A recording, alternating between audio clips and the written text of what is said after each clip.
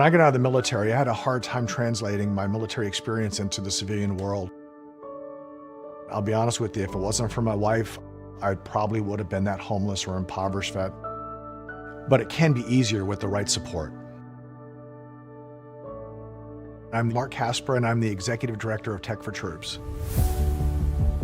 In today's world, you have to have a computer to be able to apply for jobs.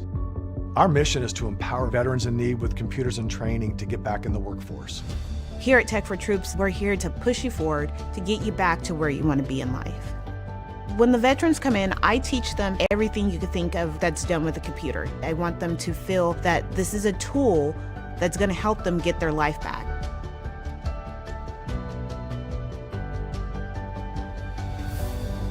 I went into a kind of a deep depression. Eventually, I lost my job and I was out on the street. The computer was able to connect me to the web, and I was able to start putting resumes out. And you have to have these small building blocks to get from point A to point B. I'm not worried about employment anymore. The need is great, and we want to be able to support our veterans across the nation.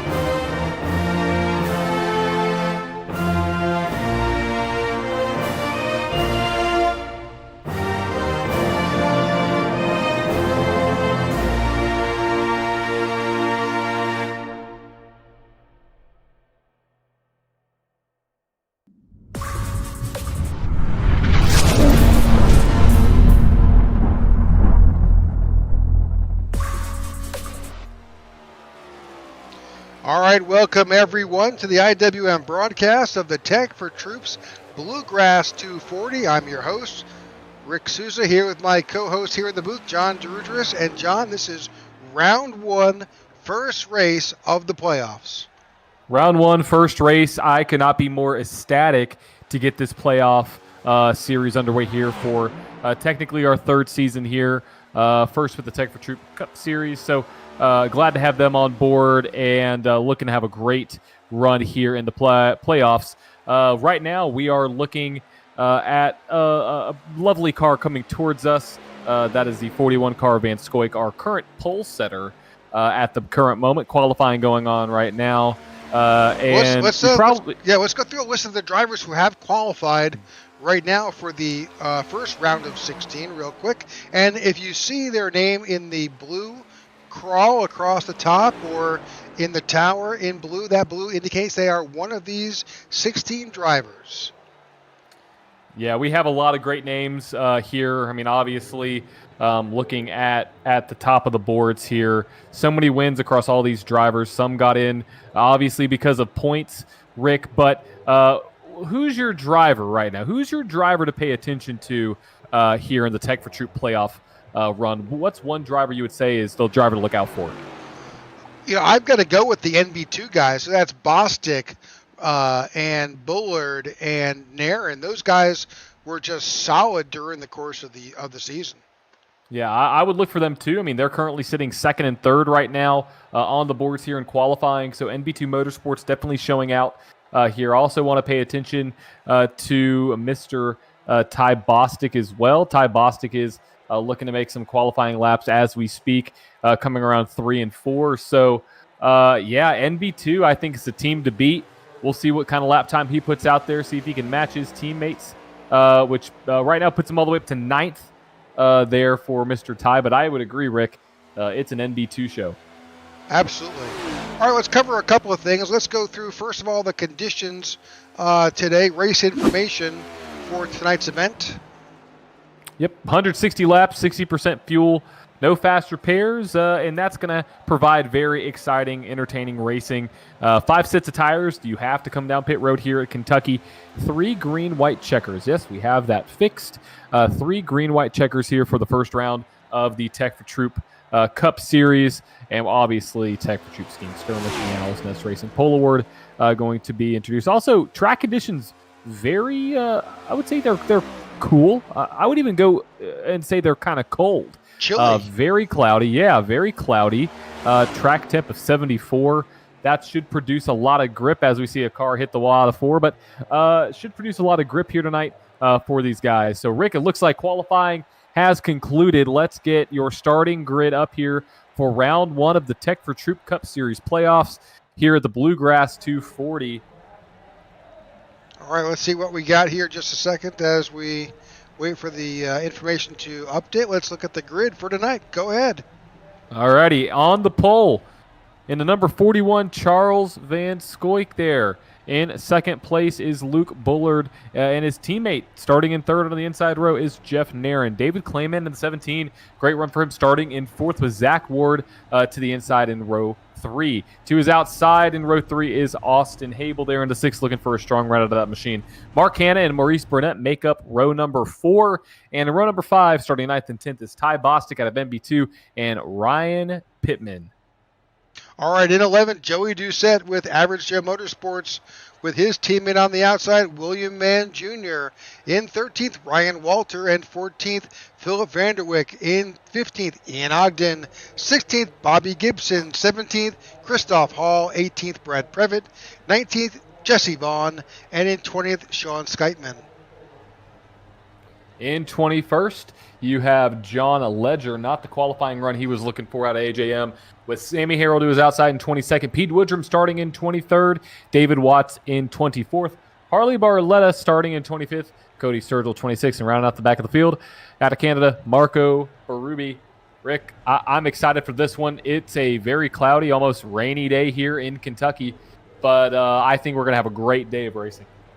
Absolutely. So right now the guys are getting ready to stage this and start going out, but John, you've got some keys to tonight's race. Absolutely. So it's Kentucky. We don't go here very often, but still keys are very important. So the first key that I have, you have to conserve your tires, especially your right sides. The reason why is because they're going to be leaning on them coming out of 2, coming out of 4, and to make any passes, you're going to have to lean on those right side tires, so conserve your right sides. Number 2, it's going to be pit strategy. So pit strategy is very important, especially getting on and getting off pit road, which is number 3, of course. But pit strategy here, I think we're going to see a lot of green flag racing. So knowing when to come down pit road and where everybody else is in their stint is even more important to put yourself in position to win based off of strategy. And number 3, getting on and off pit road. This is going to be one of the most difficult pit roads to get off on, not because it's a traditionally hard pit road, but because these drivers simply don't come here. This is not a regular scheduled track on the regular NASCAR schedule, and so these Cup cars have not really had much experience here. So those are my 3 keys. Whoever masters that, I think strategy is going to be a big one, will come here and be the victor tonight in the Tech4Troops Bluegrass 240 to move their way and lock their way into the next round, the round of 12. So it's going to be an exciting one, Rick. NB2 is looking hot right now, though. They sure are. So pace cars coming around. I think that you've got to watch these guys. There's a lot of strategy. I'm not sure where we are numbers-wise for laps in one tank of fuel. My guess is somewhere in the 30-35 range, but we'll see what these guys put up. We'll see. Pace car drops down. We're getting ready for our first playoff race of the Tech4Troops Cup Series. They're in the Geico restart zone, and we're off. Green flag in the air. And looks like we got a little bit of a stack up. 41's kind of slow, so here comes Luke Bull on the outside as they go into 1. A little bit of contact between the Luke Bullard and the car under him. I'm not sure. I think that was Zach Ward, but not sure. no, that was Jeff Nerin. Jeff Nerin in the 27 was there, a little bit of contact with his teammate. Absolutely. And, you know, one thing that is abundant here is the amount of room you have to race. Contact will be made, but this track is wide. This track can have multiple lanes as it does. So we'll see who's able to take advantage of that here early on. So if you are watching, you're seeing the drivers. There are some yellow banners on the front windshield of those drivers who are in the playoffs, and in blue in the NASCAR tower on the left graphic. So just you can see who's who. So you know, we did see a number of guys go around 3 wide. That's a little tricky here at this track. Slightly tricky, but hey, they got it done, and we're 3 laps into this 160-lap affair here in Kentucky. And Van Scoyk's out front leading Jeff Nerin, Ward, Bullard, and Clayman there. Got a battle going on right there. There's Joey Doucette going to the inside of Ryan Pittman. Here comes Ty Bostic as well. And right behind them, Mark Hanna. So all these guys battling for positions, because now every position matters. Every single spot matters. A win matters, especially here in the playoffs. You cannot take one position for advantage here. It's just so important, Rick, as we see a battle starting to brew between, I believe, Ward and Nerin for second place there towards the top. But that's Bullard there and Ward. So they're battling out as Van Scoyk still continues to lead 5 laps in. Well, Ward was putting up some great time during practice rounds. In fact, had the fastest round in practice for a long time.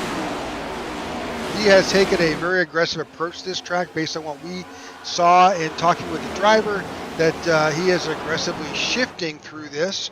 Not every driver will choose to downshift to 4th through this on this track, but you can. But it's risky. It's definitely risky, and you can definitely shift if you really want to, but it's definitely the riskier play, as we see Ward going to the inside there of Jeff Nerin for second place as they battle out of turn 2. See who's able to maybe come out on top here. You see the 3 trying to give a little bit of a maybe arrow push to the 27, his teammate there. But what I love about Kentucky is that there is the advantage of multiple grooves. You can run multiple grooves here. You can run a high line, you can run a mid, you can run diamond, you can run low. I mean, there's so many different ways to run this track. It's almost, reminds me of a mini Kansas in a way with how it's run. But still, awesome track. Love that we're here as we see a pass being made.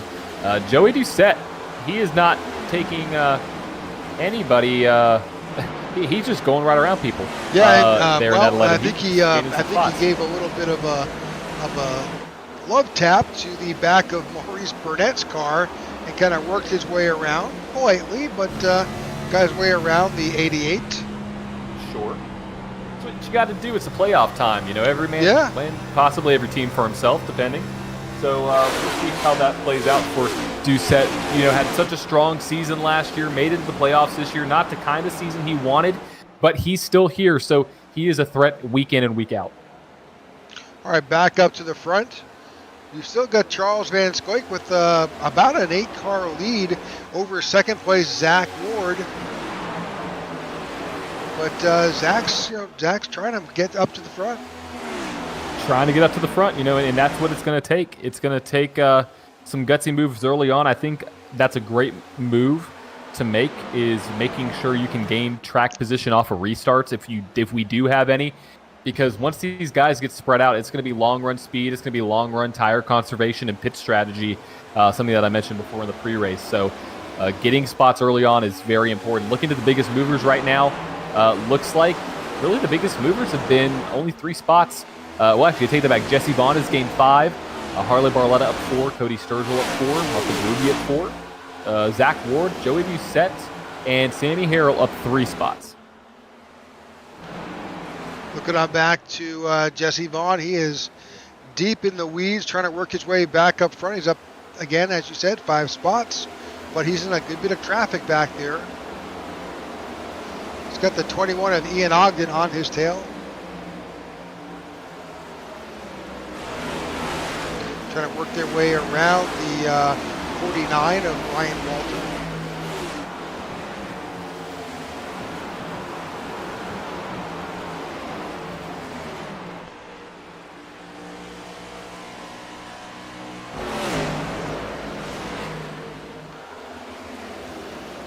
Our story tonight, right now, back up front, Charles Van Scoik has got the line. He is keeping it real, and I think Zach's making up a little bit of time, but I guess that's basically the tire wear, but not much.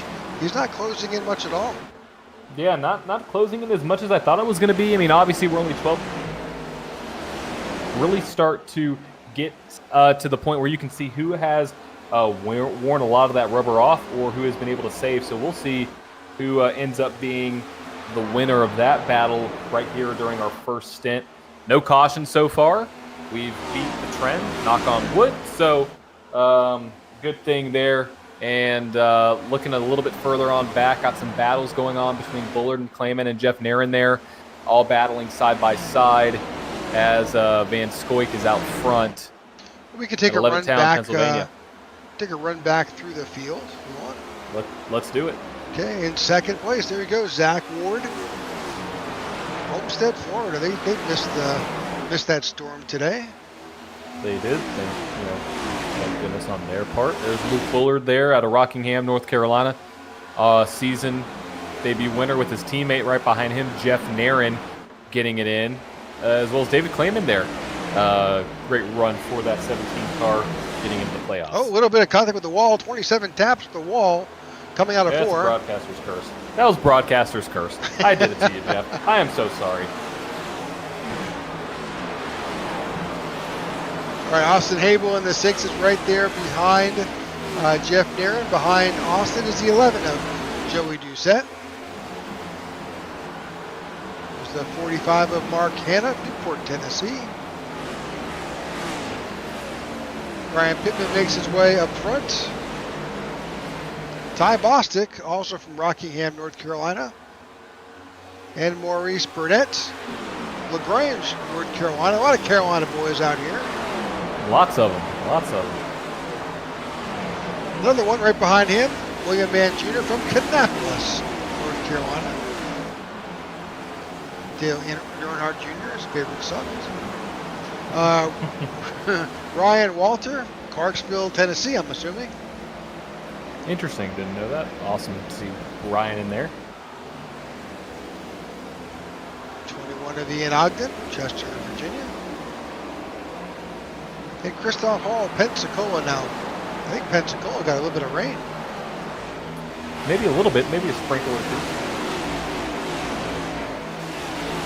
Jesse Vaughn in the 84 is right back there, currently sitting in 16th position. John Skyman, Grand Rapids, Michigan, is sitting in 17th.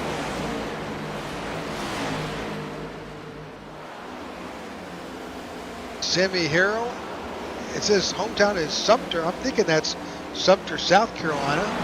That is not far from the rest of the Carolina boys. Cody Sturgill from Indianapolis. Maybe a race or two at that city.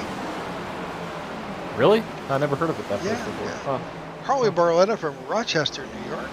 Former home of Kodak. Interesting. Got a northern boy. Yeah. 48 of Phil Vandertwick. Probably butchering that name like always. 19 of John Ledger from Beantown. Marco Berube, our only Canadian driver in the field. London, Ontario. Bobby Gibson in the 28 Dr. Pepper. And Bradley, oh, I'm sorry, 2 Canadian drivers. Brad Previn, Temecula, Ontario.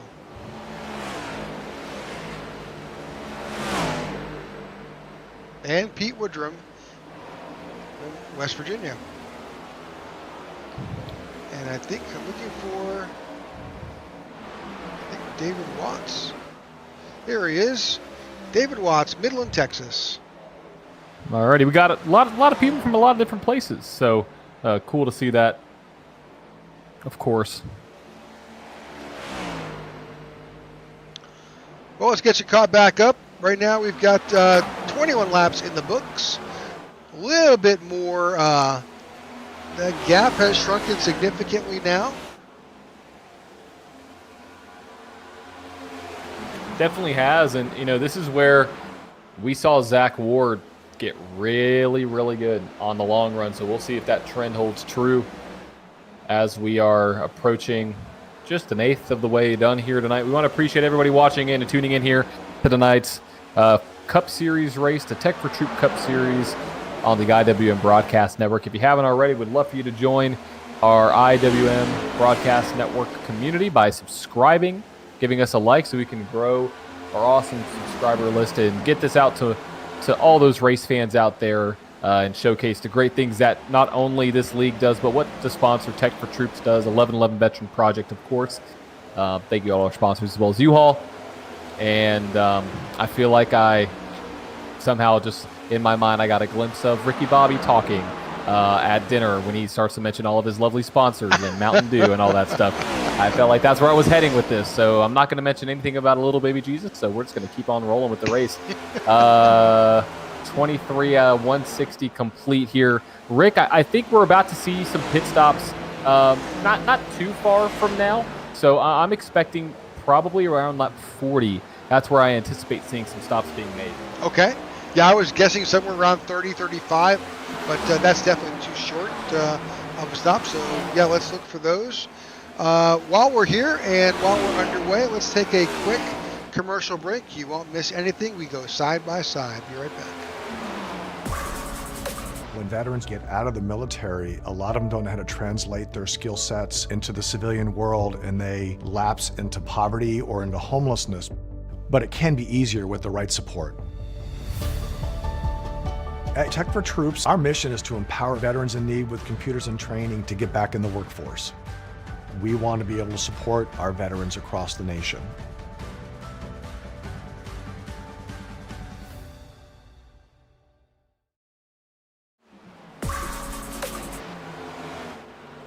All right, quick commercial break. Welcome back to the Tech4Troops Bluegrass 240 here at Kentucky.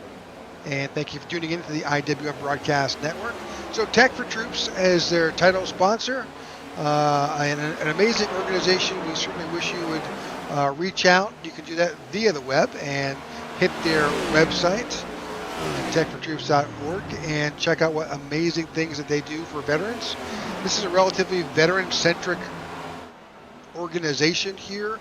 Not only just Tech4Troops as our sponsor, but as the number of our drivers are veterans, a number of our drivers are Blue Star families, and we're here to support our veterans community, and in part with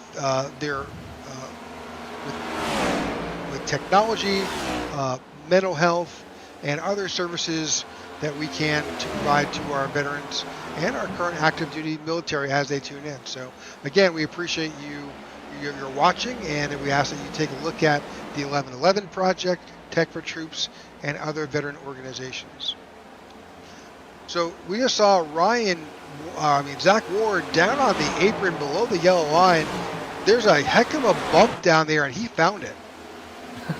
Yeah, he definitely did, and that's something that you definitely need to pay attention to is where the bumps are. The bumps are humongous here if you hit them the wrong way. And he definitely found that, so got to pay attention to that. And it looks like, he's right there, Rick. He is the faster car. He hasn't run the fastest lap, but he is right on the tail of Vance Skoik. I wouldn't be surprised if Ward tries to get around him, maybe not coming out of turn 2, but maybe going into turn 3, trying to gain some momentum. I'm pretty sure that Charles Van Skoik is making that car as wide as possible, and he's not giving it up.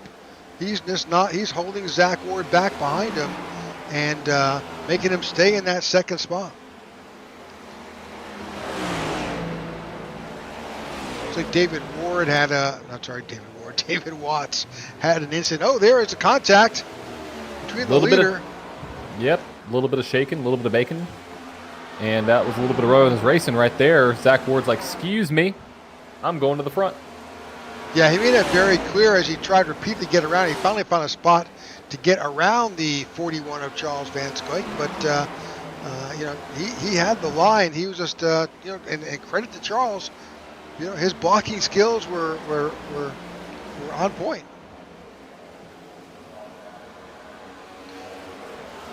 All right, 30 laps in.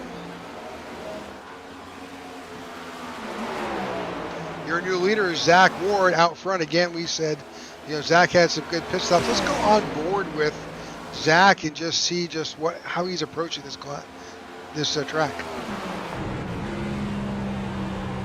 Yeah, as we suspected, John, he's downshifted to fourth gear, headed towards the back stretch. Front stretch. Exactly. And that's what we've come to see here a little bit with the 7 car. He definitely downshifts. We'll see if he does it again here. Yep, he does. Getting those RPMs a little bit higher. He has a little bit more rotation in the car. Doesn't bog the car down. I like the move. It definitely helps the car rotate. And he's probably going to do the same thing here in 3 and 4. Yep, there it is. Shifts down because those RPMs would be fairly low riding around in 5th gear. So I love the move. And that's why he's out front right now. Zach Ward is. He's got nearly a half a second over second place Van Scoik, and I'm guessing it's because of the shifting. Let's jump on board with Charles.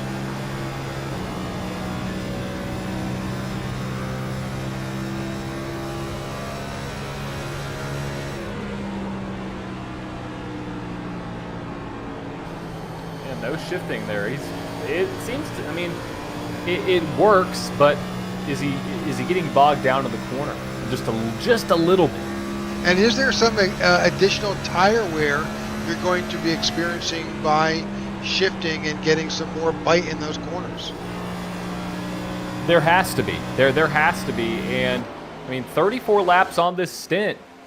It's proven to be that Zach Ward has it a little bit figured out. So it can't be that significant if it is. So well, but look at this. Look at the gap this pair has taken out over the rest of the pack. Over 3 seconds. Yeah, it's definitely gonna play a factor into the race tonight, as we see Bostic now moving into third place. Well, we're seeing pit stops right now. Naren, Clayman, Walter, Gibson, and Skytman have come in. Ryan Pittman is on pit road now. Looks right like around lap 35. Yep, Mark Hanna may be making his way down sometime soon. 35 to 40.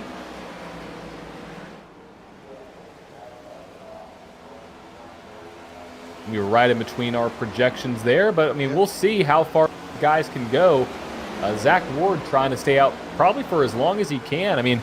Rick, can you split this into 4 stops, pitting on 40, 80, 120? I guess 3 stops. If he can get to lap 40, do you think he can make it all the way from just 3 stops? Math says yes, but if you can get to lap 40, let's see if these guys can stretch it out. Now, these guys have all... No, there comes Zach Ward. Zach Ward is now on pit road. Luke Bullard on pit road. Van Scoik has stayed out. So, and I don't know what pit road speed is, but I'm guessing it's pretty slow. It's fairly slow. So now the other thing is, every lap you stay out works your way closer to how you finish. So if you're on lap 37 now, if you can stretch out 38 laps next time by. Yep, Van Scoik just did that. He may be trying a 3-stopper, Rick. Maybe let's go up with Charles Van Scoik. For all those laps out front, you wonder, he is still going around. He is trying to do the, I'm guessing, 40, 40, 40. That it looks like it's what he's trying to do. Because if you do the math, let's say our first stops came on lap 35, you're looking at lap 35, you're looking at lap 70, you're looking at lap 105, And then you're looking at lap 140. You're 20 laps short. Yep. Here comes Van Scoik, though. So 35, 70, 105, 40. That's 4 stops. Well, he would have crossed, if he continued on, he would have crossed the start finish. That would have been, that's solid. That's 40 laps. So. Well, he definitely had enough gas to make it to the 40 lap mark right there. So, but look at this. Look at how everybody is on pit road right now from second on back. I mean, all these guys came down at lap 40. That's exactly what these guys are doing, Rick. I think they're trying to do a 3-stopper, 40, 40, 40, to go pit on lap 40, pit on lap 80, then pit on lap 120, and hope that you have enough gas towards the end. Well, Jesse Vaughn's the only one out there now. He's coming in. Jesse went all 40 laps. Locked it up on entry.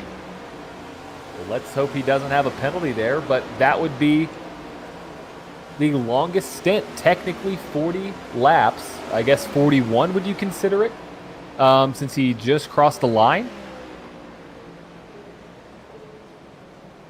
Yeah, I mean, he made it work. So, I mean, could that give him just enough insurance to where he doesn't have to save at the end? That's an interesting choice from Jesse Vaughn. Obviously not in the playoffs, but it's definitely an interesting strategy. And right now, as you're seeing it, Van Scoik is back 4.5 seconds on Ward, Bostic, and Clayman and Bullard. So obviously Ward came in on 35. Van Scoik lap 40. I think you're going to start seeing the fall off happen within the next 10 laps. So we'll see if Van Scoik can catch Ward and pass him. Because all that matters at the end of the day, if you have a net positive gain on the guy in front of you, you're going to win the race regardless of when you come down pit road. So can those 5 laps make a difference, Rick? That's the question. Well, Bostic's out there with nearly a 3-second advantage over this group behind him. Zach Ward's got a 3-second advantage over Bostic, Clayman, and Bullard. But he's got no one to impede him.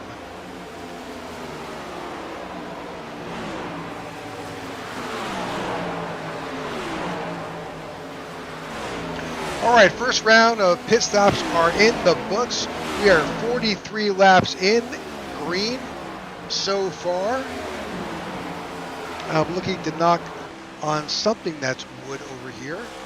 But we are currently 43 laps under green, 1/4 of the way through this event here at Kentucky Speedway with the Tech4Troops Cup Series. Zach Ward continues to lead this event and really has been. This has been Zach Ward's track. It has been. I mean, we saw him take the lead from Van Scoik and control that lead ever since. So Van Scoik now back in the hunt, trying to get back up to the front. He's 3.78 seconds back right now. But yeah, this is Zach Ward's race, kind of to lose at the current moment. We've seen him be the fastest in practice, one of the fastest on the track and on the long run. So all things going in the right direction for the 7 of Zach Ward. All right, Ty Bostic is back there with David Clayman and Luke Bullard back there trying to run down Zach Ward. Zach's got a pretty solid advantage right now, but they're chipping away, a 10th here, a 10th there. Trying to make their way back up there. And then you've got Charles Van Scoik. He's trying to race them down. So your top 10 tonight. Zach Ward continues to lead. Ty Bostic, Luke Bullard, David Clayman, Charles Van Scoik, Ryan Pittman, Ryan Walter, Sean Skytman, and Sammy Harrell and Jeff Neeren round out the top 10. I was looking at the stats, and Skytman and Harrell absolutely use it to their advantage. That stop, they are up 12 and 13 spots respectively. Yep, great runs from them so far. We'll see if that continues as this race progresses, but they've done a great job already here tonight.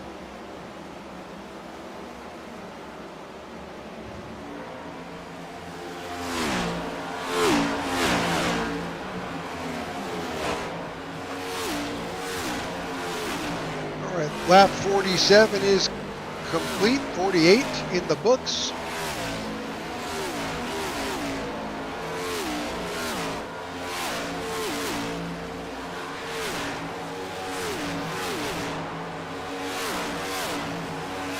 Watching these guys work their way around the track as the sun continues to set and the lights are on here in Kentucky.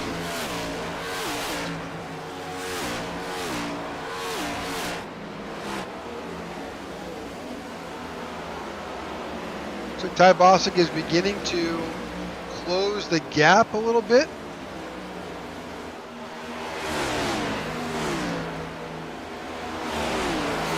He definitely is, and that's a driver we need to pay attention to. You know, we mentioned the three NBC drivers, Bostic, Bullard, and Mr. Nairn there, and they kind of did a little bit of a flip-flop. Jeff Nairn is in the back right now, quote-unquote in the back. He's in 10th, but Ty Bostic now making his way up to second. You know, Bostic has had a great season so far with NB2, and I wouldn't be too surprised if we see all three of those guys battling for a championship with the way this is going, with all of them winning. And all of them having great seasons. Yeah, all three of those teammates are in the top 10 right now.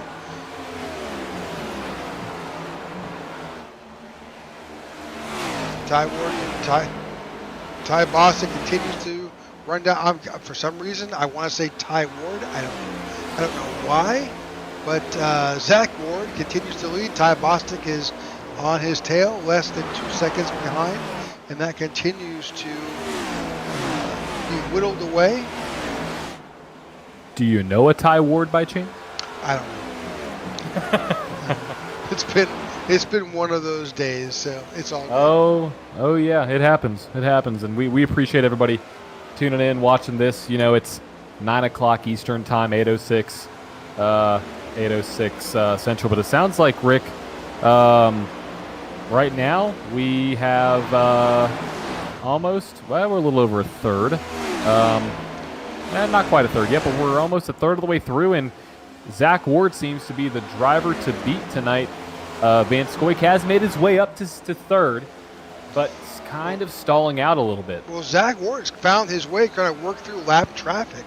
So he's got David Watts in front of him, and now he's trying to work his way around.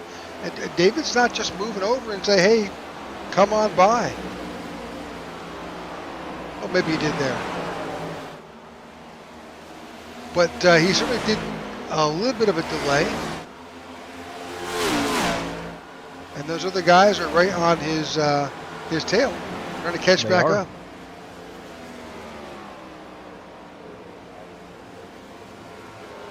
Good evening, gentlemen. They are definitely on his tail and trying to catch up. I agree. Hey, Look who it is. How Welcome are you? to the booth. I'm doing fantastic. A complete 180 from almost a week ago. So I wanted to say thank you guys. Hey, Jason, I don't mean to interrupt, but your volume levels are really low. Super low. Okay. There we go. Well, closer. Yep. I will. Yeah, I just wanted to thank everyone for the well wishes. I really appreciate that. It was great checking in with you guys. That's what we're doing here. We are veterans supporting other veterans and citizens. That's what we do. And I did give you guys a small heads up on the YouTube chat, but I am so curious on the start of our playoff season. What are your guys' picks for some of the most gorgeous schemes on the track tonight?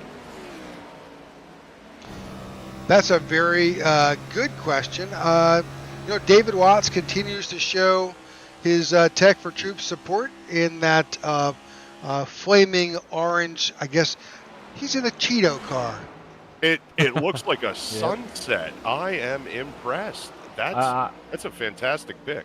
I'd have to say that's probably my favorite scheme. I just went through almost every single car, and that's just a beautiful, beautiful gradient on the front, and love the sunset scheme. And so yeah, that's my pick too. I'd say that's probably my favorite scheme tonight. Well, then that decides it. For our playoff series, we are awarding a whole $10 of that sweet, sweet Amazon loot, and we just decided it's the 54 car. I really appreciate you guys everything that you do. I'm so excited to be here at the Bluegrass race, and I'm looking forward to watching the rest. That sounds great, Jason. That's Jason Parker with Tech4Troops, and we just made the decision that 54 car wins the Tech4Troops Scheme Skirmish for the Bluegrass 240 here in Kentucky. That's David Watts. Congratulations. You got $10 to spend on Amazon. Of course, I'm sure you would never shop at Amazon. So. And well, never even heard of it. But looking at David Watts, maybe running into a little bit of an issue. I don't know. He kind of got down the track. Maybe he's so excited. Can't even talk. He's so excited. Thank you. Excited about that. He comes down a pit road. Not really sure. Looks to be slightly unscheduled for David Watts. But hopefully he's able to get back. But that is a beautiful car, Rick. I love that scheme. Love the gradient from yellow to orange and orange to yellow again. So we'll see. Is he coming down for something scheduled? I think he is. Yeah, he's just doing his service. Now, he may have pitted earlier. I'm not sure what his last pit stop was prior to this, but he may be off schedule. Maybe off schedule, but love to see Jason back up here in the booth. We've missed him jumping up in here. So glad he's back and glad he's able to hop on and love having him up here, Rick. So right now we're 60 out of 160 complete, 100 laps to go, and Zach Ward is out front with Ty Bostic in second, Van Scoik looking to come back and take control of that lead in third with Bullard in fourth and Pittman making his way all the way to fifth, up 5. And let's take a look back at Sammy Harrell in seventh place, Rick. He's gained 15 spots this race. He's your biggest mover of the race so far. And if I had to make another pick regarding a team, I would pick those GOAT diecast guys. Those GOAT racing guys definitely have something going on. They are typically always near each other or near the front. So Van Scoik and Sammy Harrell putting on a good show tonight. Yeah, and not to call out any other team or think that they may not, but these GOAT guys, they practice, they work hard together, they share information, they really do a great job of, I think during the week, setting up their own practices, as well as sharing other practices with anybody who wants to participate. So, yeah, I mean, this is, muscle memory is how you be successful at these mile-and-a-half tracks in this car. Exactly, and I would even make that statement about racing in general, especially ovals, especially these kind of tracks. You have to get into a rhythm and allow yourself to get into a rhythm, and even further, trust that rhythm, Rick. If you have to be able to do that, and all these guys have been able to do that tonight. Shout out to the entire field, I want to say, for having an awesome race so far. And yeah, I would agree. It takes time to get to know these tracks and get to know the car, and once you it shows. When you put in the time, when you put in the work, it shows on the track, and we've seen that from a lot of guys tonight. So shout out to the entire field. And one name I do want to highlight there, I believe in Heat 8, that is Ryan Walter, I believe. Is this his series debut? No, I think Ryan's been with us for a couple of races, but he's relatively new to the Tech4Troops Cup Series. But he's up there, top 10, and we've seen him up there before.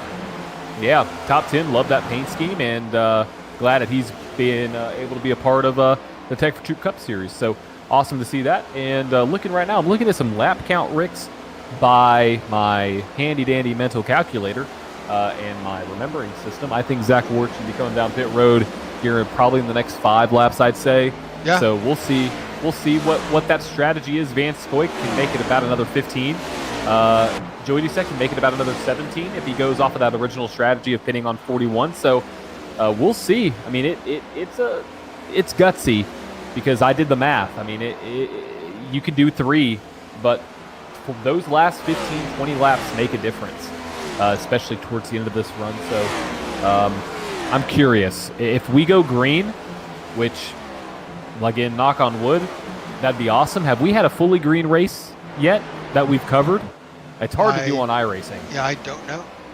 I don't know either, but if this does go all the way green, all the way through flag to flag, I think pit strategy, my number 2, key for tonight's race is going to be the deciding factor because, I mean, looking at these times, everybody's really around each other.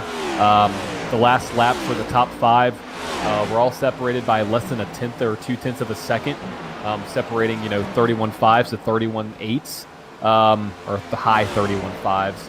So yeah, everybody really competitive here tonight, and this poses a question, Rick. I'm going to ask you this: looking at the top 10, there's 2 things that I'd see that are not in blue, and one of those is the leader.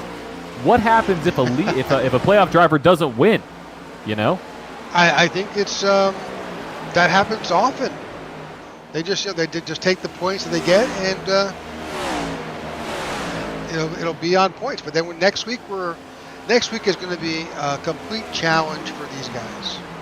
Yep, next week we are going to Austin, Texas for Circuit of the Americas, and that's going to be a battle of just endurance and perseverance and attrition. You have to qualify well on road courses, and it's going to be a one that strategy is going to matter, especially pit strategy again, but also making sure you just keep your car clean. That's a big factor into how you do well on road courses. If you can survive, you can get an easy top 10 out of the day, not making any mistakes. So that's going to be a big factor. But yeah, like you said it, Rick, going into week 2 of the playoffs, second race of the first round, the 16, there may be one spot that's open purely off of points if a non-playoff driver wins tonight. So that's huge for all these guys in the back. All right, we're up to 70 laps complete. We expect to see the leader on pit road soon enough. He may try to stretch out a little bit. Already we've seen a couple drivers in. Jeff Neeren has been on pit road. William Mann Jr., Pete Woodrum, Bobby Gibson is still in the pits. That's on cycle. So yeah. Looks like we should be seeing some of these other guys come down pit road. I would guess this time, if I had to put my money on it, I may see Zach Ward coming down now. There's definitely a lap or 2 more. Nope, he's going to go by. He may have saw those other drivers, and that's on his mind. He can't get to 80. Luke Bullard is on pit road. Yep, he can't get to 80, but let's do the math. You go 35, you go 75 if you do another 40. And then you go to 115, and then you go to 155. Yeah, I mean you're short 5. I mean, you gotta, unless you can somehow pull 41, 42 for the next 2 stops, you're looking to have to pit another 3 times, which is just not ideal. Now he's probably sitting in a good situation. Well, he was getting the toe off the 99 of Berube, but. Still, Ryan Pittman and Ryan Walter are on pit road. Yep. I think Zach Ward may have missed it a little bit if we go green, Rick. Would you agree? Agreed. Yep. Charles Van Scoik, I guess he went in lap 30. Yep, here's Zach Ward on pit road. There's only one guy who did 40. Yep, and that's Mr. Jesse Vaughn. I mean, I guess you could say technically those guys did 40. And here comes David Clayman and Ian Ogden. But, I mean, I think you would consider them doing 40 because they did hit the... Oh, caution. Caution. Well, this changes everything, Rick. This changes everything. Absolutely. Not sure why that caution came out. Bobby Gibson, I think, may have had an incident on track. Oh, there he was.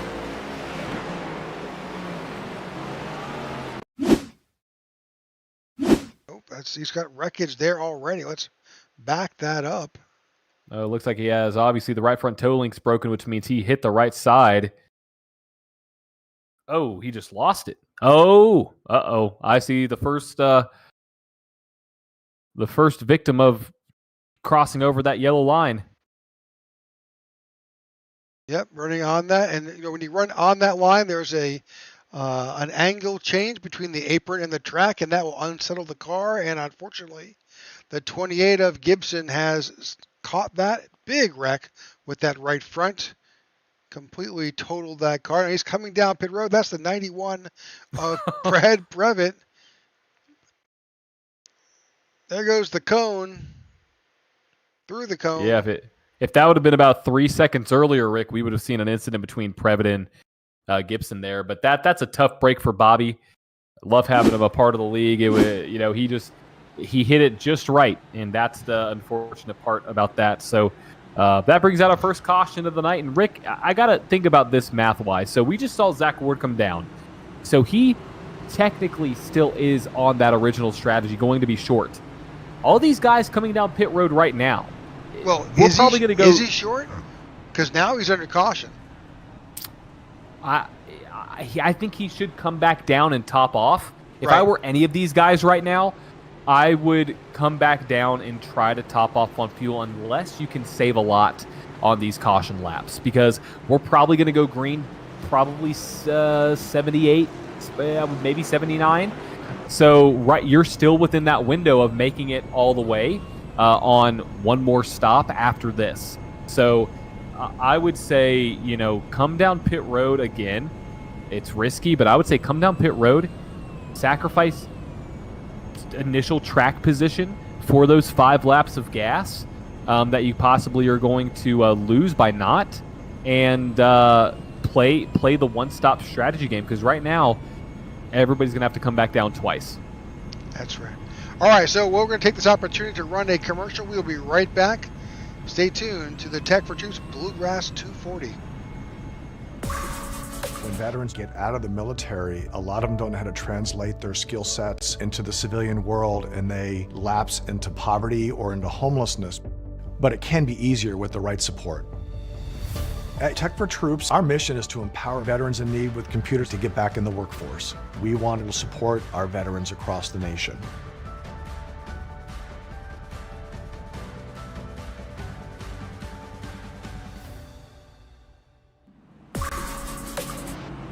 All right, we're under caution here at the Tech4Troops Bluegrass 240.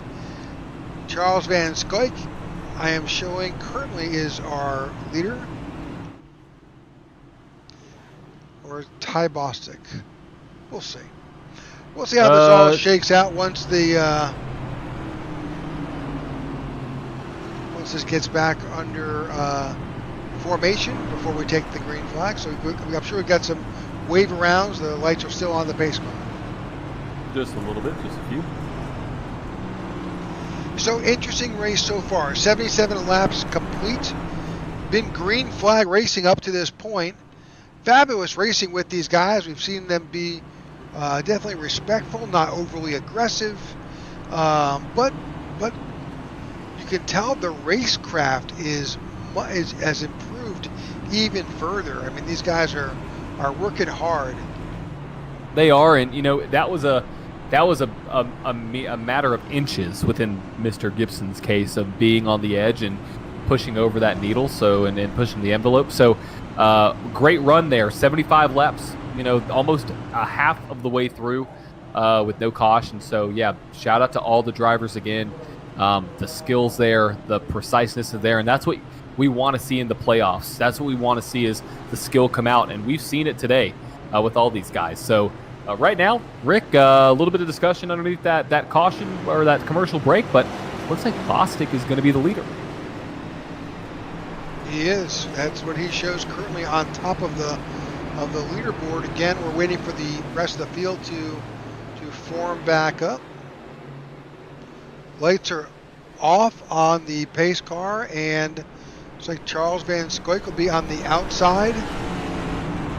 Now Zach Ward did not go back down pit road.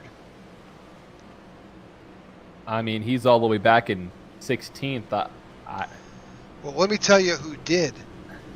Everybody in front of him. No, Luke. The only person who came back down for more fuel was Luke Bullard. Luke Bullard, I see it on 76. That's one lap to the good, comparatively. So this is going to be the game. I mean, right now we know you can go 45 or 40. Yeah, but we're going to go. But now since they pitted on lap 75, the whole making it with 4 stops goes out the window. You're still going to be short. You're still going to be short, exactly. Depending on how much fuel they saved and how much fuel you can run, because mean, we know they can go 41, so we'll see who makes that gamble. They're in the Geico restart zone, and we're back to green flag racing. Ty Bostic with control, a little bit of stack up on the high side with Sammy Harrell or Van Scoik. They were playing that for sure. That's those guys are teammates right there. They worked that run pretty well, get themselves in position. Oh, a little bit of contact there as well. Well, this is the one point in the race where if you want to make up some spots, this is the time to do it on a restart, as I mentioned before. So right now, as we see it, Ty Bostic out front with Joey Doucette in second, Van Scoik, Harrell, and Hall round out your top 5. And we got battles all over the track. And looking on back, you've got Jesse Vaughn up 13 spots now, sitting in 6th. A lot of movement going on. A lot of guys have come up. Sammy Harrell, 18 spots. Jesse Vaughn in 5th, 14 spots. Christoph Hall, 11. He's currently in 6th. John Ledger up 13 spots. He's in 8th. Cody Sturgill up 17 spots. He's in 9th. And Harley Barletta up 15. He's in 10th. And not to miss one, Marco Berube. He is in 11th. He started in 27th. Runs for all these guys. It's what you want to see at this point in the season. And these guys are putting their skills to the test. So a shout out to all those. The biggest drop tonight has been David Clayman there in the 17, minus 15 spots, all the way back there in 19th. We'll see if he's able to make it back up. He is going to be one of the drivers that has been near the front in the majority of the races we've had. So we'll see if he can make his way back up there. All right, back up front. A lot of battle up front between Bostic, Doucette, and Van Scoik. They're trying to run down the 22. But there's a battle right there between these two guys. That's Van Scoik and Doucette right there battling for second. And look at Jesse Vaughn moved up to 4th. Good strategy call by that team, and we'll see if it pays off here at the end of the race. Your top 3 drivers are all playoff drivers. Bostic, Van Scoik, Doucette. They're sandwiching Vaughn in there. Then you've got Harrell, Hall, Burnett, and Ledger. Sturgill and Vanderwick is in 10th.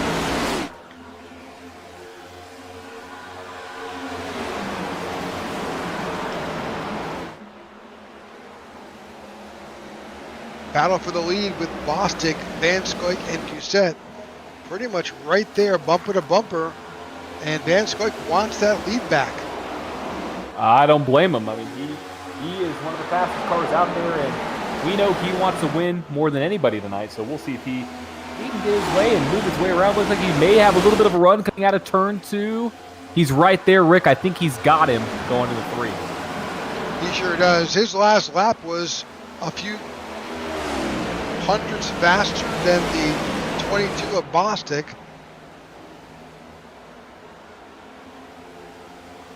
Wait for new data to post. There it is. Okay, so he was 0.2 faster than Ty Bostic. Wow. On that past lap.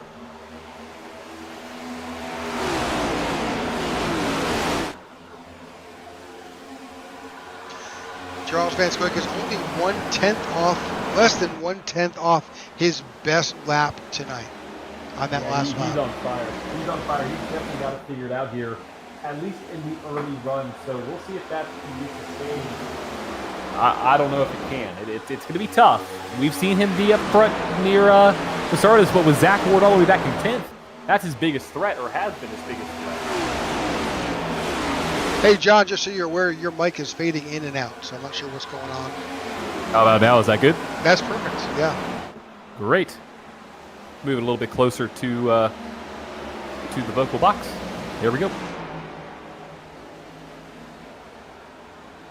All right, Van Scoik has made his way around and puts Ty Bostic back in second. Joey Doucette is now trying to figure out what he's going to do. Is he going to work his way around Bostic or just hang there?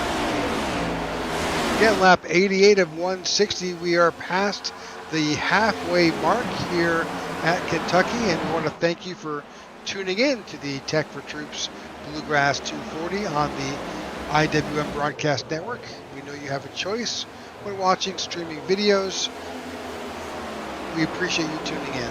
And if you could, as John had mentioned earlier, please like and subscribe, whether you're watching this live or you're tuning in at a later date. I'd love to keep you up to date as to what we're doing. We've got another series that we broadcast on Thursday nights. We're doing their playoff cut races, so we'll have some Thursday night events for you. Another one in another couple weeks. I think we broadcast their Bristol race.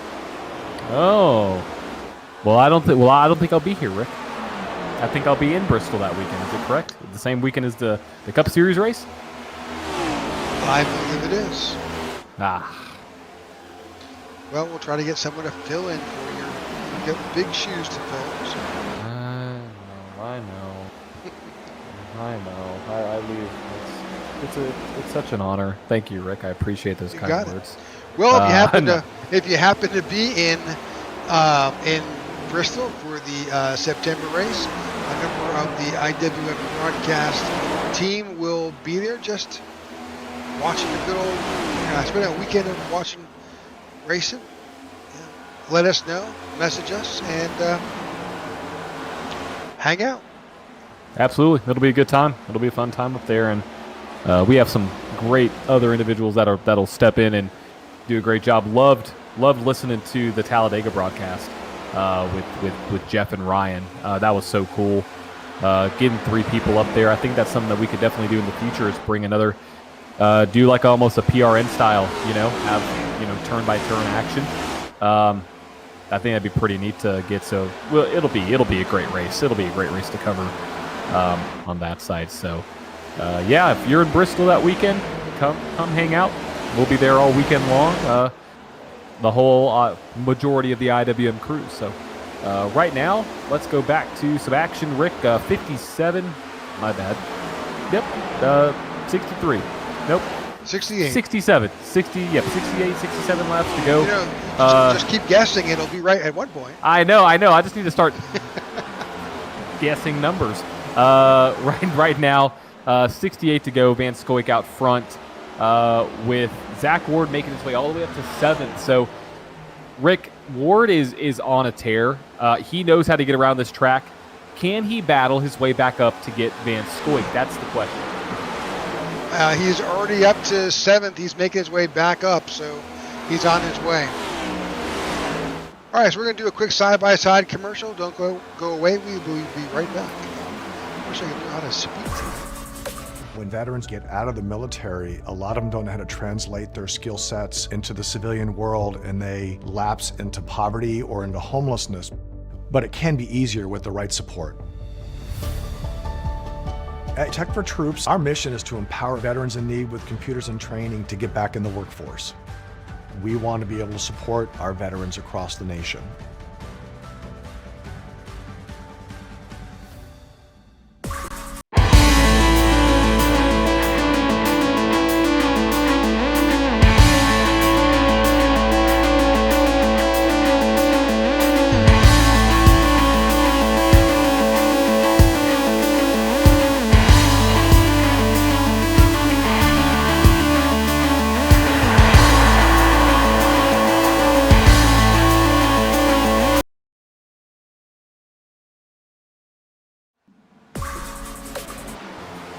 All right, welcome back. Tech4Troops Bluegrass 240 here in Kentucky. We've had one caution tonight, 96 laps in the books, 65 laps to go. Charles Van Scoik continues to show us the way. It has been a battle of fuel strategy through the first 39, 40 laps. Then we had a caution around lap 76. We saw everybody come down pit road.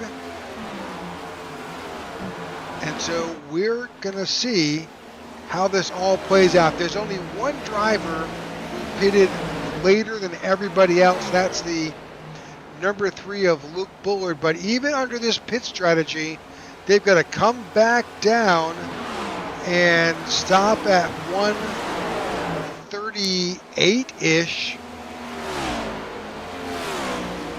and then go back out. We'll see how these laps under caution affected their fuel savings. It's gonna be interesting, Rick, because we've seen 35 laps on a tank. We've seen 41. So we don't know how much further they can go after that. I would imagine not that much further. But Rick, it's the playoffs. You got to make a gutsy call. So I think we'll see pit stops here in the next 15 to 20 laps. And I think whoever is on the back end of that stint is probably going to be, I'll put it out there, he'll probably going to be the winner if we don't have another caution. Because, I mean, doing the math, if you come down to lap 125, or my bad, 115, you're going to be 5 short. You're going to be 5 short unless you can save massive fuel. So you want to string that out as long as you can, and you don't want to come down pit road again. You don't want to have to do that. That's going to cost you, 20 seconds, 25. So it's the a magic big gamble. number is you've got to get to 120. If you can get to 120, whoever that's going to be, I can guarantee you will probably win this race right now. I don't know who that's going to be. I mean, the driver that's in the best position to do that would be Luke Bullard there, sitting in 6th. Any other driver, I mean, you have a lot on 75, so it's going to be close for those guys. They may have saved just enough fuel to go 40, but still, you're going to see a lot of guys come in on lap 117, 118, 119, and then, we saw Jesse Vaughn go 41.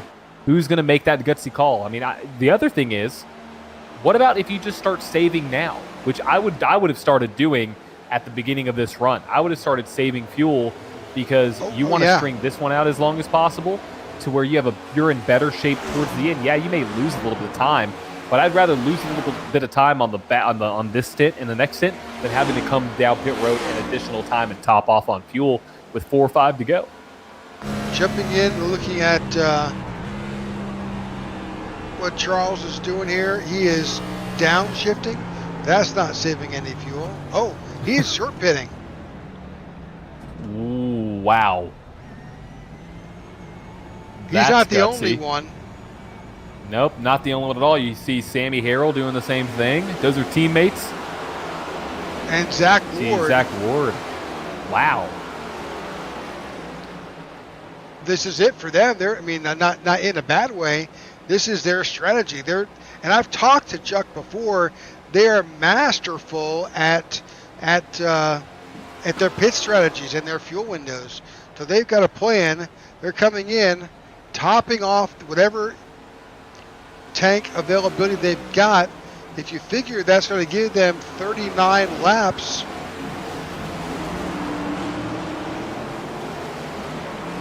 that takes them to, that makes it a one more stop. Yeah, I see what they're doing. I like it because what they're doing is they're trying to mitigate the loss of the tires on the back end of this stint. Because the longer you run, the slower you're going to get, and the more time you're going to give up. So I think they're trying to almost play the middle ground and quote-unquote short pit, knowing they have to come back down another time. And then here comes some more guys down pit road. Well, it's Maurice Burnett and Christoph Hall, as well as Ian Ogden, but 2 more GOAT racing guys. Yep, so they're probably, what they're banking on is the net gain between old tires and coming down getting fresh ones, and then on the back end, you have to pit twice, so why not pit and get the most out of it without having too much fall off, because that's where you can lose the most time is fall off. I like the move. It's definitely an interesting strategy to play. Now, if there were a caution to fly right now, they'd be in great shape, but for track position, but right now they are banking on the long run. They're banking on this to go green. Jesse Vaughn in. Jesse's got a full, and all these guys, they did a full, complete pit stop. That's fuel and tires. Cody Sturgill, Ryan Pittman, both in on pit road.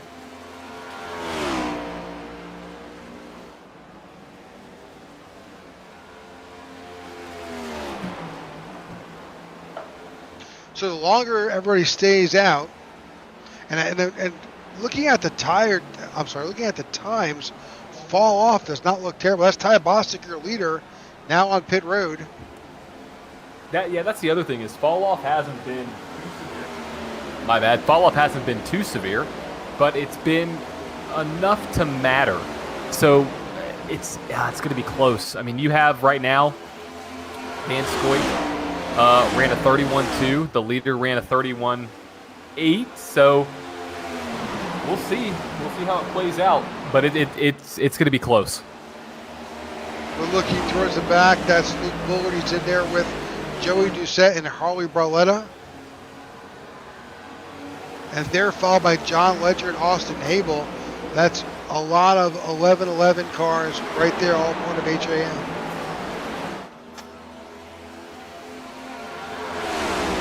They clearly have not bought into this "it's time to pit now" strategy. They definitely haven't. They've definitely made it to where they want to go down, and at the, I guess, back end of this one, it's going to be close because with their strategy, they are going to have to come down within the next 7 or 8 laps, I'd say. You saved a little bit on time there on under caution, but still, it's going to be close. It's going to be very close for these guys. Right now, looking at Luke Bullard, he now takes the lead. He is in the best shape out of these guys that are trying to make it to the end. So could we see a one-stopper be the winning formula here? I don't know. It's too early to tell. We'll know here within probably the next 30 laps where everybody stands and what their strategy is, but definitely 2 different strategies going on between the GOAT racing guys and really the rest of the field. Well, that's lap 110 in the books. They'll come around for lap 112. We talk about the 120 being the magic number, so you don't know if these guys were saving through that last caution or not.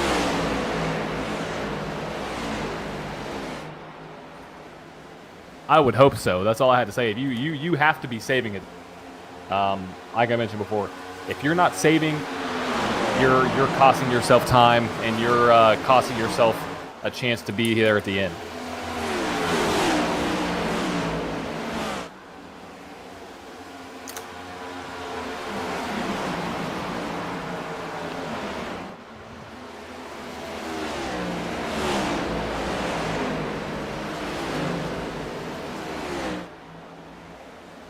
Here comes Luke Bullard down pit road on lap 113. Wow, that's a little bit earlier than I thought it was going to be.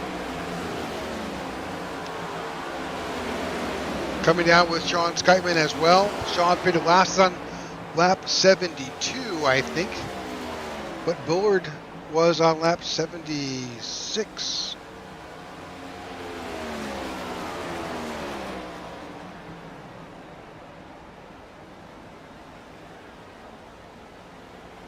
A 4-tire stop.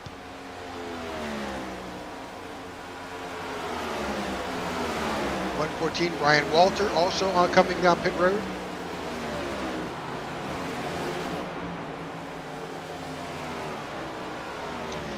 And that puts a gaggle of drivers from AJM out in front.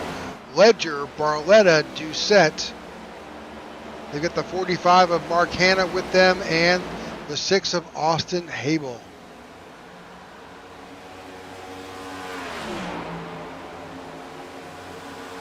Phil Bennertwick is on pit road. He was running in the 7th slot. Yep, and everybody first through 6 have not come down pit road yet, so they're playing the long game. It's very close to be making it to the end on one more stop. It's risky.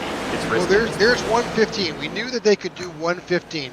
The question is, how much fuel did they save, whether they did it purposefully or because of the caution were they able to save? You got 2 more on pit road. Austin Habel, David Clayman are now on pit road. This is 116. There's no way, if you don't get to 20, that you can make it. Maybe if you get to 119, you can come across on fumes, but that's about it. Exactly. You're exactly correct. Here we go. 81's on pit road. John Ledger, Joey Doucette, all of them are on pit road. So the only car who has not pitted yet is Mark Hanna in the 45. This is going to play. I mean, we're looking at 3 different strategies. Mark Hanna just came over the mic. I think he may be pitting this time. Looks like he's at the bottom of the track. Yep, here he comes. Yep, he's the last driver.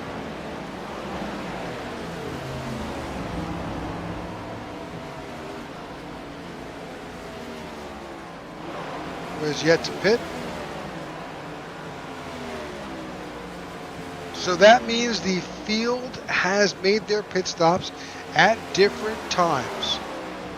Mark Hanna down here, he's coming in around lap 117, 118. He still will need, unless a caution flies,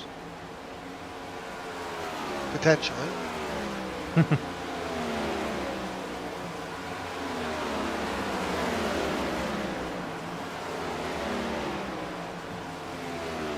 Oh, John Ledger's loose on the front. He saved it. He saved it.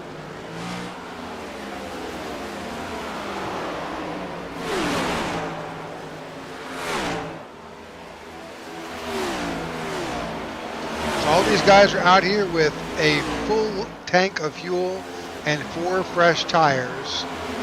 And it's easy to make a mistake on cold tires. Very easy to make a mistake, and we'll see. We'll see how this plays out. It's going to be very close, Rick. Very, very close. So Mr. Charles Van Scoik is in first place. He's out in front.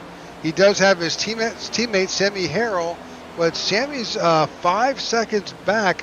Now we typically see this after green flag pit stops. Let's bring up a track map and get a feel for where everybody is. So there you go.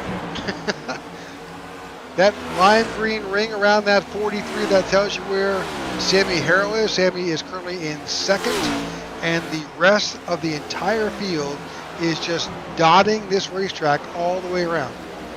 There it is.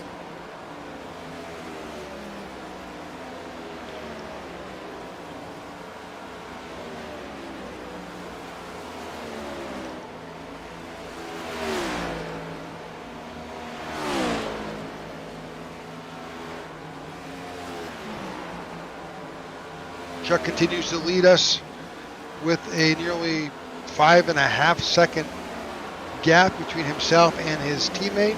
Ty Bostic is not far behind Harrell, but really if you look back towards 6, they're 10.5 seconds off the leader.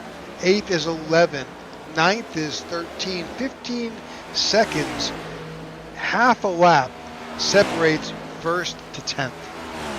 That's wild. I mean, it's going to be, I mean, a mix of so many different strategies, and who can make it. I mean, looking right now with Charles Van Scoik out front, they have the best strategy so far because they know they're going to have to come down pit road.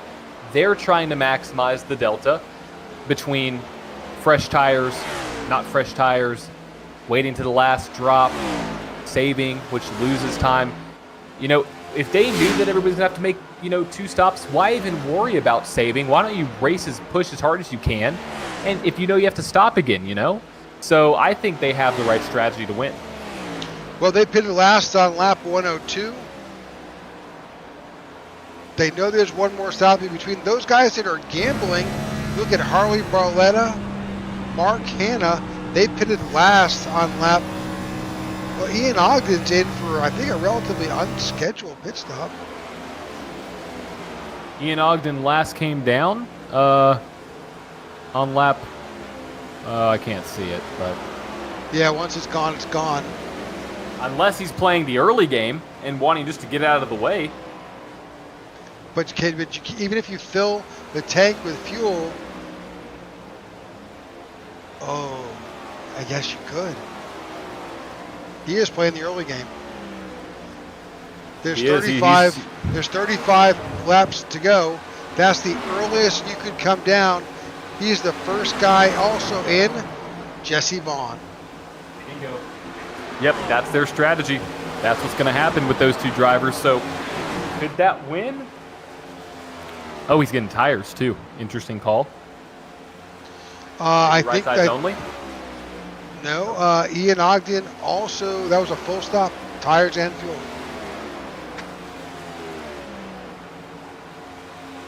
That's their last stop. They're done. Might as well put tires on. At this point, you would have to, because you're risking a blown tire late in the race, and that would just destroy, obviously Jesse Vaughn's not in the playoffs, but that would destroy the playoff chances for any driver.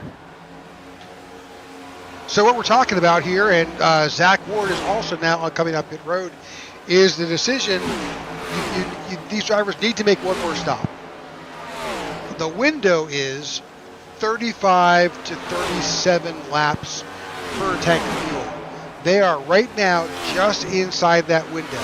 Do you come down now, get it out of the way, or do you hope that there may be a late race caution, and then you're good to go? Because right now, if you came in early, you're going to be a lap down, which is what's happening. Ian Ogden's a lap down, Jesse Vaughn's a lap down. Right now you're seeing Charles Van Scoik and Sammy Harrell both on pit road. Yeah, I mean, this is what we're going to see at this point of the race. Looks like everybody's going to come down and get their last stop. So this is the money stop right here. You got to be quick, and Van Scoik's going for tires. Sammy Harrell also in, also for tires. Although he only, well, interesting, Sammy Harrell only took right side.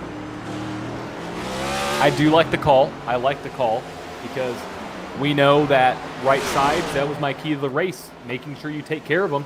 That's what he's doing. He's making sure he has enough to get to the end. So interestingly enough, this is a little unsettling as a driver if you're taking only right side tires, 1.5 mile track. The car's going to be a little weird for the first 5 to 7 laps, to say the least. But that could provide good balance, because we had a race earlier this year that was one off of right sides only, if you remember. I do. Was that Michigan? It may have been.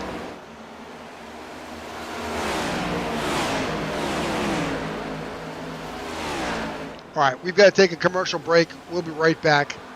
Hang in there. Thanks for tuning in to the Tech4Troops Bluegrass 240. Are you looking for a way to safely and securely dispose of your old electronic devices? Why not donate them to Tech4Troops? Tech4Troops is a 501c3 nonprofit dedicated to bridging the technology gap for Indian veterans and their families. The donation process is quick and easy. Simply go to tech4troops.org and click on the donate link at the top right-hand side of the page. Scroll down to access the Give Back Box link. To create your shipping label, click Add to Cart and complete the checkout process. The shipping label is good for up to 50 pounds. You can recycle most standard shipping boxes to send in your devices. Oh, don't forget the power cords.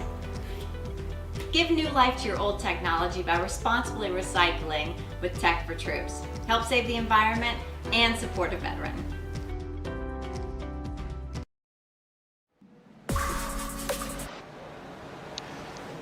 All right, thanks for tuning in to the Tech4Troops Bluegrass 240. Pit stops are underway. You've got Bullard, Burnett, Clayman, Hall, Skytman all on pit road. Ryan Walter is also on pit road. They're all planning with 28 laps to go. This is the last stop of the night.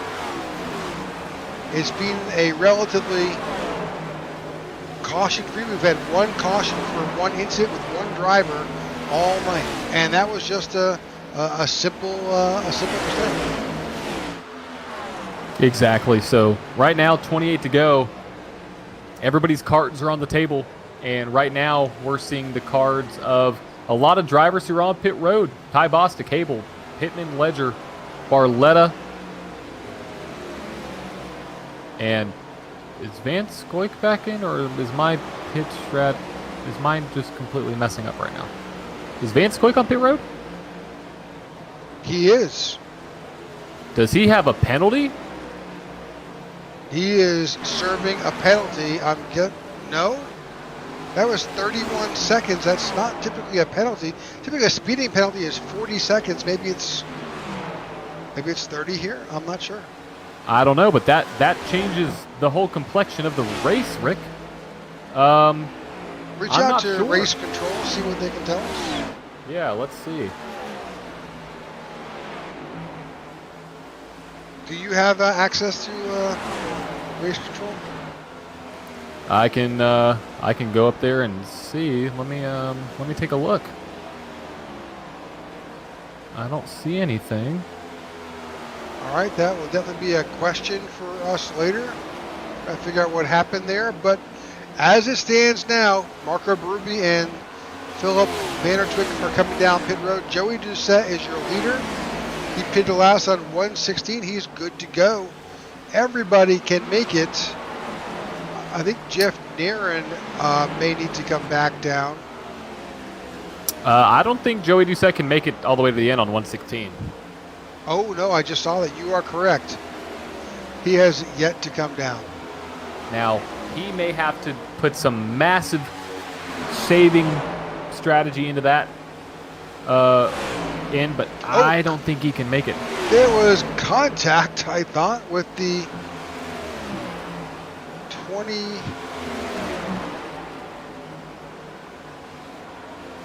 Try to figure out just who that was. That was right there. That was the not really sure, actually.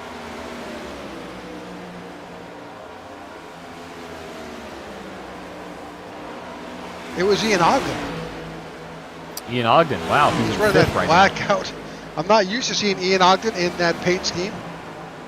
I'm not either, but yeah, you're spot on. You're spot on. So, Rick, I believe that was a penalty because it's showing me last pit on lap 131,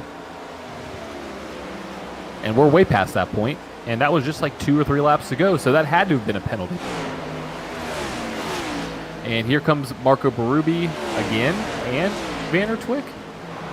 No, I don't. There's no way. There's nobody on pit road. Yeah, that's weird. My data must be really lagging behind on this. Yeah, they already came down pit road. They did. They already did come down pit road. What I do know is that Charles Van Scoik is now 1 lap down. Van Scoik 1 lap down, so is 7th on back because Doucette, Bostic's good to go to the end, 133. Sammy Harrell put on 127. Zach Ward 126. Ian Ogden 123 and Jesse Vaughn 124. So all those guys are good to go to the end, but Joey Doucette's not. Well, once Joey comes in, that will reset those guys who are showing currently as a lap down. That'll all go away. Exactly. So with 20 laps to go, Tech4Troops Bluegrass 240 is rapidly winding down. Your leader is Joey Doucette, but Joey needs to stop one more time.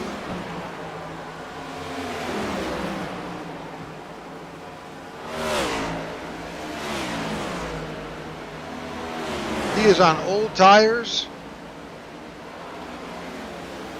He pitted last on lap 116. Yep, he's on fumes. He's trying to get this around to the end.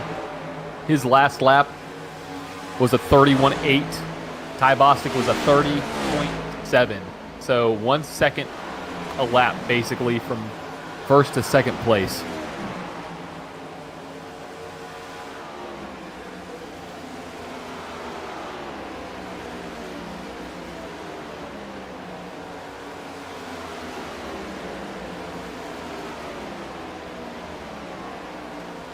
Another lap in the books.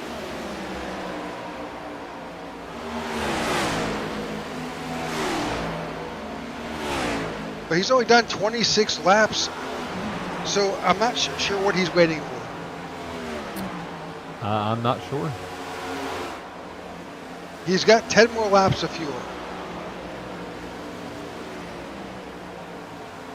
He's got 18 laps to go. Yep, that math just doesn't add up, does it? Nope. It's not in the favor. It's not in the favor of Mr. Doucette at all. Is he turning the car off?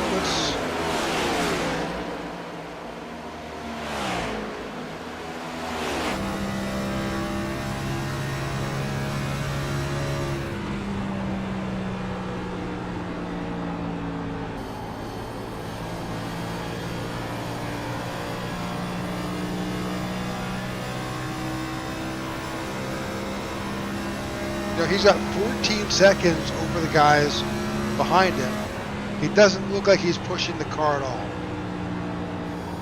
And that makes sense because, I mean, if you look at where he is, he has to save gas. I mean, you know, sure. Can he save enough? He is 14 seconds ahead with 16 laps to go. But can he save 4 laps of gas? That's a tall task. But 116 to 160, I don't know. Yeah, that's tough. That says 44. No one's been able to do more than, I guess, Jesse Vaughn with 41. Yeah, 41.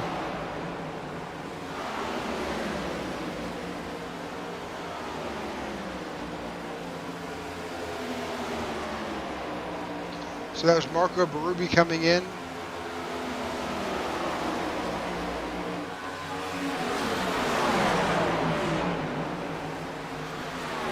So your leader, Joey Doucette.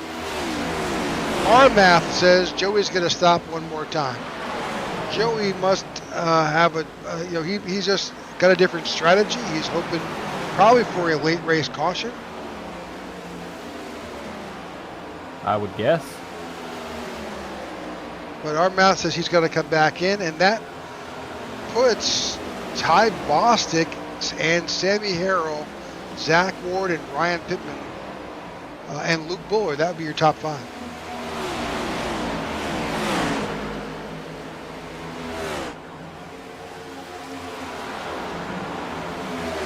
Those guys are on the lead lap. They are.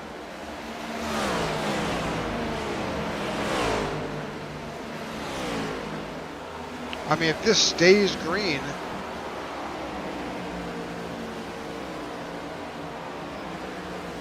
well, Doucette's got to go in.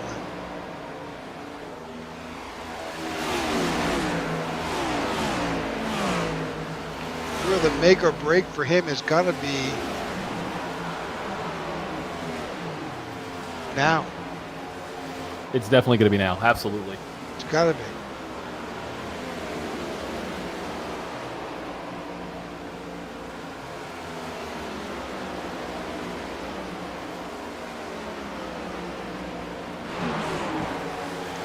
But he continues to stay out.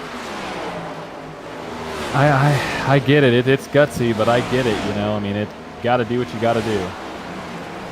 Well, you're also lulled into that strategy. You know, you're committed to it, so you can't really get out of it. Exactly.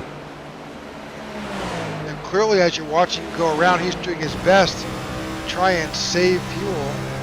He should stay behind the 81 as best he can.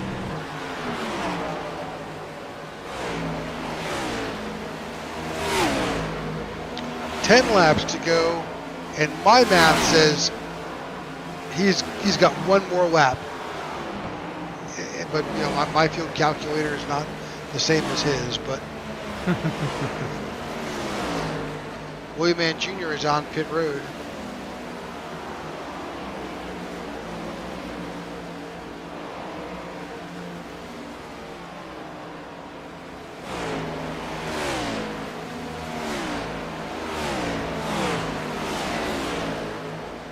All right, 9 to go. 7-second gap. We're on board with Joey Doucette. If that car sputters, we'll hear it. You know, his RPMs were way lower on this time by. He never got below 7,000 RPM. That was like in the mid 6s.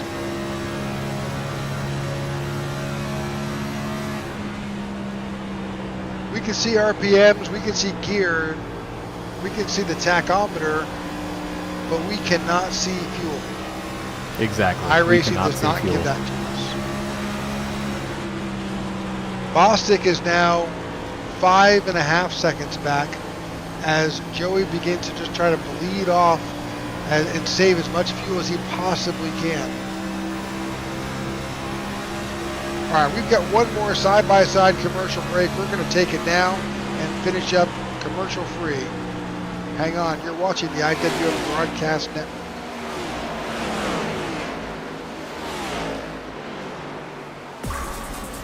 When veterans get out of the military, a lot of them don't know how to translate their skill sets into the civilian world, and they lapse into poverty or into homelessness. But it can be easier with the right support. At Tech4Troops, our mission is to empower veterans in need with computers and training to get back in the workforce. We want to be able to support our veterans across the nation. Hello, my name is Amanda, and I support Tech4Troops.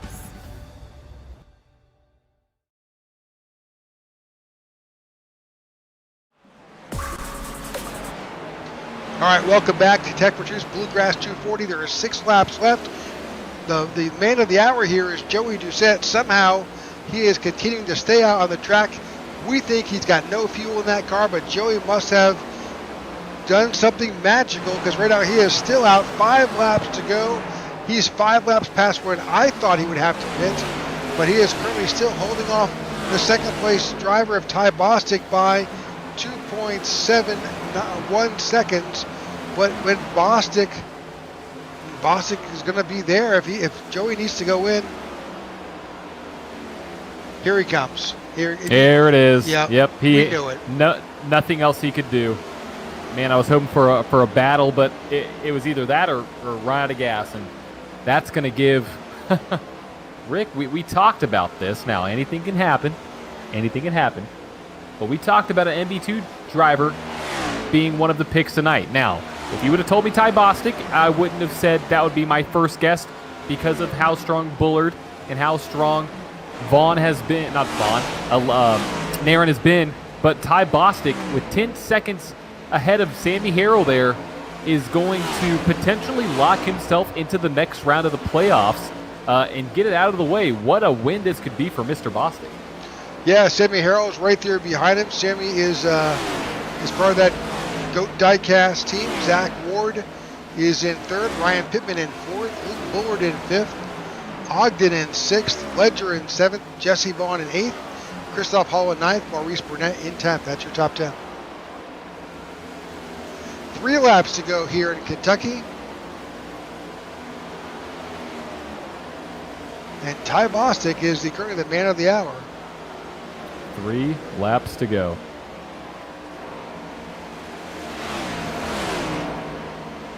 Got past the left car of David Watts. So really, in looking at the track map, Bostic will be coming up on some cars in a bit. That's the 91 of Brad Previtt next. Well, this is the final lap. Yes, it is. White flag in the air here at the Tech4Troops Bluegrass 240. Ty Bostic out of Rockingham, North Carolina, a member of NB2 Motorsports, had the right strategy tonight. We picked NB2 to potentially be one of the toughest to beat here in the playoffs, and here we go. Ty Bostic brings home the win and locks himself into the round of 12. Following him will be, I believe, the 43 machine of Sammy Harrell, who is about to hit the line right now. Right behind him, Zach Ward is your 3rd place finisher.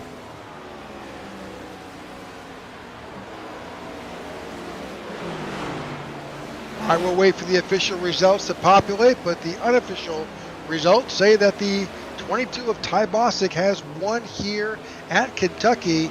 We had 1 caution, 160 laps. Just a fabulous race here by these Tech4Troops Cup Series guys. Just a fantastic race, and I can't give a bigger shout out to every single driver here tonight. What an amazing amazing round one of the first race of the playoffs here in round one, the round of 16. Win goes to Mr. Ty Bostic out of Rockingham, North Carolina in that 22.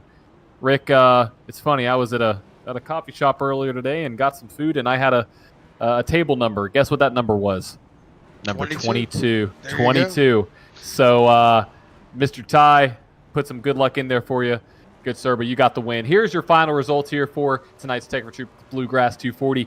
In first place, Ty Bostic with Sammy Harrell finishing in second, and Zach Ward rounding out your podium finisher in number 3. In fourth, Ryan Pittman with the strong run, and Luke Bullard, another NB2 driver, in fifth. John Ledger in 60, and Ogden in seventh. Jesse Vaughn ends up with the top 10 finishing in eighth. Christoph Hall in ninth, and Maurice Burnett in 10th. Harley Barletta finishes in 11th. Cody Sturgill in 12th. Austin Hable 13th. David Clayman in 14th. Mark Hanna 15th. Sean Skytman in 16th. Philip Vandertwick in 17th. Joey Doucette finishes in 18th. In 19th, Jeff Nairn. And 20th, Ryan Walter. Charles Van Scoik finishes in 21st. Marco Berube in 22nd. William Mann Jr. 23rd. Brad Previtt in 24th. David Watts 25th. In 26th, Pete Woodrum. And 27th is Bobby Gibson. All right, that's your finish here. Stay tuned. We have some drivers coming in for interviews. Let's see. I think we've got Zach Ward in the broadcast in our waiting room. Let's just see. Zach, congratulations on your podium finish. Thank you, guys.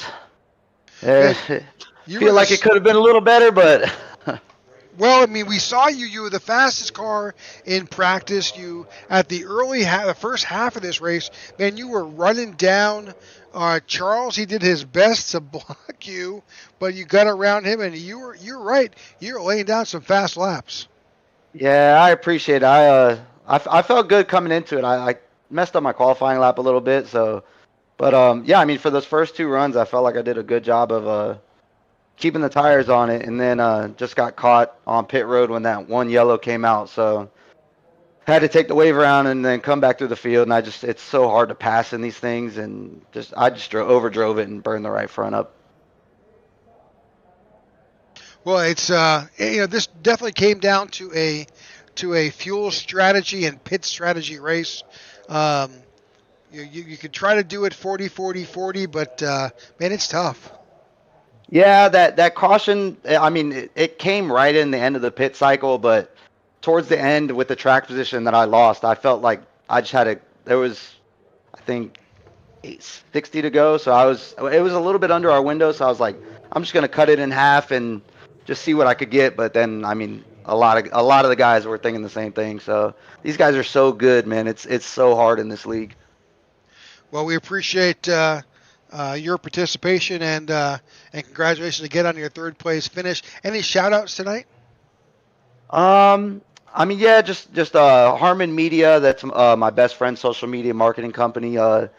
He threw the sponsor on the car this week, so shout out to him, and shout out to my dad for helping me out with he's my spotter, so he helps me out with the strategy and everything. So. All right, well, congratulations to you. Hang out. We're going to bring the rest of the drivers in one at a time. And as we do that, we'll welcome Sammy Harrell in. Congratulations on your second place finish, Sammy. Thanks, brother. That was a hard fought one there. You guys had to work your way back up through the pack. A lot of pit strategy going on. Yeah, I messed up my qualifying lap, started 22nd, and I just took my time, and I think I drove up to third before the first pit stop, and I kept seeing the advantage people were getting short pitting, but we was going to try to make it just on 3 stops, just to run it out till that caution come out. So we had to change our plans. So it looked like the GOAT diecast guys really had a strategy tonight.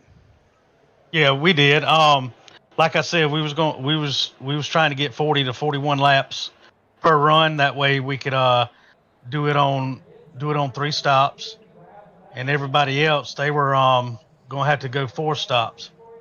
So that was the plan from the get-go, and it looked like it was gonna happen. But when the caution come out to split the last stop, I mean, the disadvantage was gone. So they run hard, and I tried not to run so hard, but I wish I did.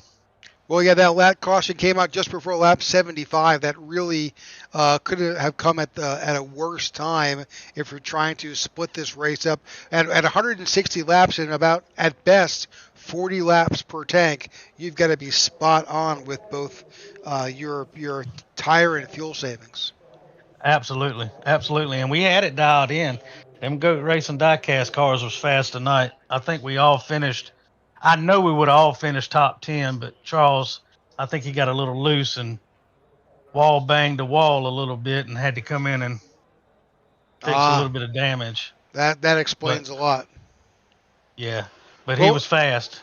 Any shout-outs tonight, Sammy? Yeah, absolutely. I want to thank my teammates, Maurice, Charles, Christoph, CJ, and also Charles for sponsoring us. GoatRacingDiecast.com. Y'all go check him out. And, of course, y'all for the broadcast and everything. Yes, sir. Thank you. We appreciate that shout-out. All right, that's Sammy Harrell. He finished second here to the winner, Ty Bosick with NB2 Motorsports. Ty, congratulations on your win. You have punched your ticket to the next round. Appreciate it, guys. So this is a very interesting race here. Obviously, we knew it was going to be fuel strategy. I don't think anybody had anticipated that there would be one ill-timed caution that came out around that lap 73, 74 time window. What was your strategy coming in with you and the NB2 drivers? I didn't feel super fast in practice and qualifying, so my strategy was kind of what typically plays into my hands, the long run speed. I usually do somewhat decent saving tires and having speed in the long run, so I just played towards that and looked towards the end of the run, trying to make up my my time delta there. Yeah, I think you pitted relatively early, I guess, on the short pitting of the last stop around lap 133. Do you think that was to the advantage for you there? Yeah, for sure. I think I pitted a little bit later than some of the front runners there on the next to last stop, so it let me run a little bit longer. So I needed a little bit more gas on the last stop than they did to make it to the end. So I ended up being able to take just enough gas and right side tires too. So I think a combination of that helped me with a little bit of speed later on in the run too. Well, congratulations on your win, and you're working your way now into the next round of the playoffs. That kind of takes the monkey off the back, so to speak. Any shout-outs tonight? Yeah, shout-outs to my family watching. Shout-outs to all the sponsors that put on the league, broadcasters, admins, and all the guys that we run with. It's always a great time running this league. All right, there's your winner, Ty Bosick here, the winner of the Tech4Troops Bluegrass 240. As you mentioned, we definitely want to reach out and thank our sponsors, Tech4Troops, the 1111 Project, and U-Haul for what they do for us to put this league on each and every week.